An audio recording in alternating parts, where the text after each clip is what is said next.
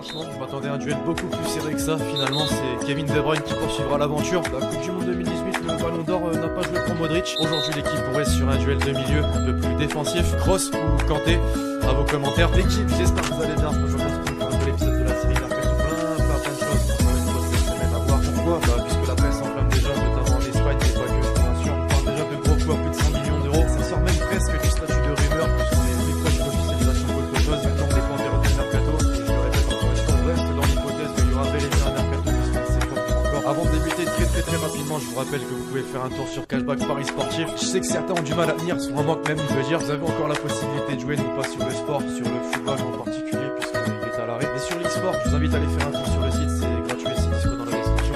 On entre dans le lit du sujet désormais, l'équipe. On commence en France du côté du Paris Saint-Germain. Ces dernières semaines, la presse évoque quelques dossiers. C'est une certitude, le club de la capitale va perdre quelques joueurs, puisque certains joueurs sont en fin de contrat. C'est le cas notamment de Thiago Silva qui n'a pas été renouvelé et qui ne fait pas l'unanimité auprès de ses dirigeants. C'est la raison pour laquelle il faut lui trouver un remplaçant. On évoquait la piste Kalidou Koulibaly il y a quelques jours. Aujourd'hui, selon les informations de Calcio Mercato, Leonardo suit toujours avec attention le championnat italien. Il aurait désormais coché le nom de Milan Skriniar, le défenseur central patron, on peut dire, de la saison passée. Il a un peu plus de mal cette saison avec la concurrence, Stéphane De Vrij, entre autres. Selon Foot Mercato maintenant, le Slovaque ne serait pas contre un départ vers la France. La question est la suivante, combien est-ce qu'il coûterait au club de la capitale? Et bien visiblement entre 70 et 80 millions d'euros. Et Thiago Silva n'est pas le seul désormais indésirable à Paris. On l'a vu au cours de la série, Thomas Meunier devrait bel et bien faire ses valises lors du prochain mercato. Il ne s'en cache plus. Toujours d'après Calcio Mercato, les dirigeants parisiens suivraient avec attention la situation d'Achraf Hakimi, potentiel successeur de l'international belge. Après avoir été prêté par le Real Madrid pour une durée de 2 ans au Borussia Dortmund, il a clairement montré de très belles choses. En témoignent les chiffres cette saison. Il a convaincu et son potentiel est très intéressant. Le PSG pourrait donc tenter sa chance. Cependant, rien de sûr ou de concret pour le moment. Surtout que d'autres clubs s'intéressent à lui. Chelsea, la Juventus et le Real Madrid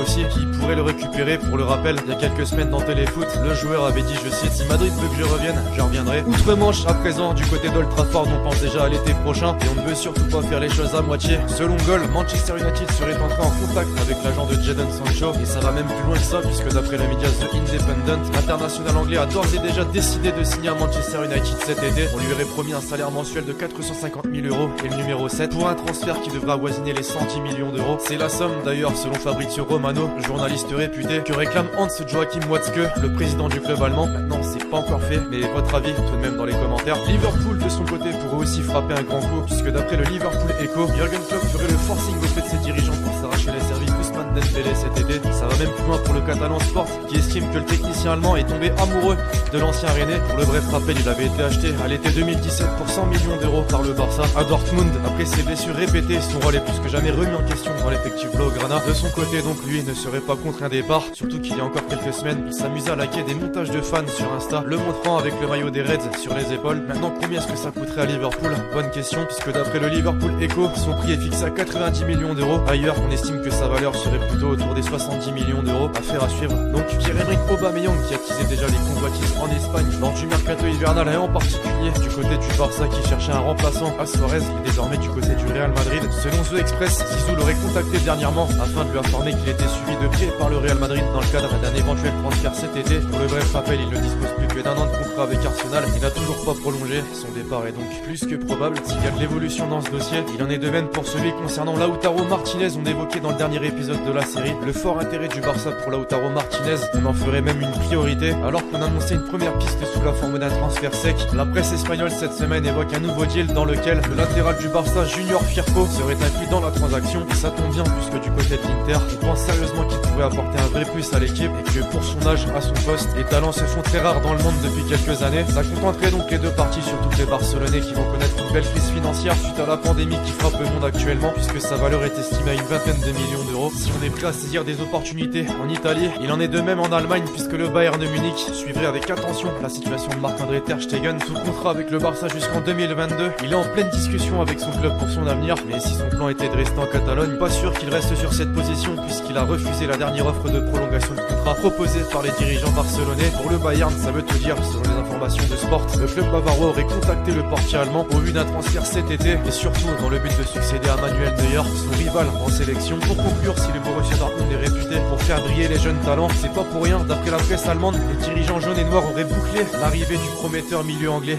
Jude Bellingham, âgé de 16 ans, évolue actuellement en deuxième division anglaise du côté de Birmingham City. Il a participé à 34 matchs cette saison pour un bilan de 4 buts et 3 passes décisives et n'est donc pas passé inaperçu puisque le club allemand pourrait en faire le plus gros transfert de son histoire. Selon Sport Bild, un accord aurait été trouvé avec le joueur en vue de cet été pour un transfert avoisinant les 35 millions d'euros. Une tendance aussi confirmée par ESPN. Décidément, le mercato s'annonce bouillant. Bref, voilà l'équipe, c'est tout pour l'épisode mercato du jour. J'espère vraiment que vous l'avez kiffé. Je compte sur vous et c'est le cas pour lâcher le gros pouce bleu. Donnez-moi votre avis dans les commentaires sur toutes ces rumeurs qui se très vite sur la chaîne.